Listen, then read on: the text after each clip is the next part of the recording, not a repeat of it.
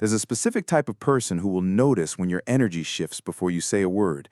They'll refill your glass before you ask. They'll remember the offhand thing you mentioned 3 weeks ago, the appointment you were nervous about, the name of your difficult coworker, and they'll bring it up quietly just to check. They don't make a big deal of it, they just noticed. And somehow that makes it harder to leave them, not easier. Most people think this kind of attentiveness is a gift, a personality trait, something to be grateful for. But what that framing misses is where it came from. This awareness didn't develop in a safe room. It was trained, quietly, in a much earlier version of their life, when reading the room wasn't optional. Psychologist John Bowlby spent decades studying what happens when a child cannot rely on the people meant to keep them safe. He called it attachment theory, the idea that we are wired from birth to bond with caregivers. But when those caregivers are unpredictable, loving one day, absent or volatile the next, the child's nervous system adapts. It becomes a scanning system, always alert, always watching for shifts in mood, tone, silence. The brain learns safety is something you earn by paying close enough attention. That wiring doesn't disappear when the child grows up. It just transfers to partners, to friendships, to every room they walk into. And for people like this, that scanner never fully switched off. It looks like the person who buys small, specific gifts, not because there's an occasion, but because they saw something and thought of you instantly. A book you'd like, a snack you once said was your childhood favorite.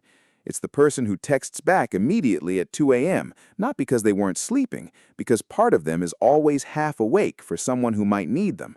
It looks like the one who apologizes first, every time, even when they weren't wrong, because tension feels like danger to them, and they'd rather shrink than let a silence stretch too long.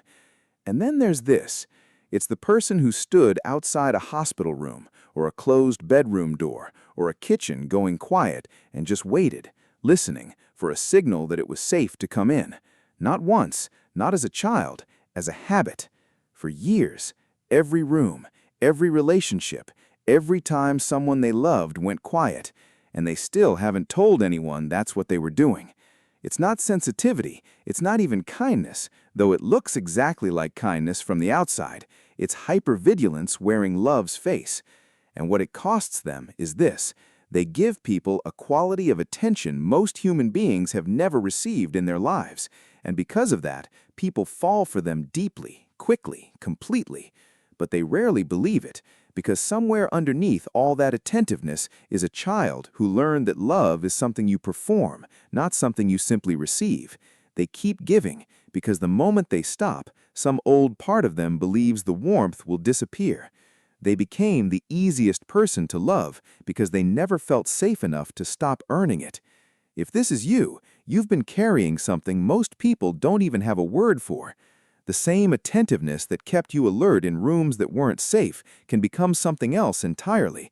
It can become the reason someone feels truly seen, maybe for the first time in their life. That's not nothing. That's not damage. That's depth worn into you by years of paying attention when no one was paying attention to you. You don't have to fix it. You just have to know what it is. Drop one word in the comments that describes what it feels like when someone finally notices you without you having to ask. Just one word. I'll read every single one. And if something in this video felt like it was written for you, it probably means this channel is the right place for you to be.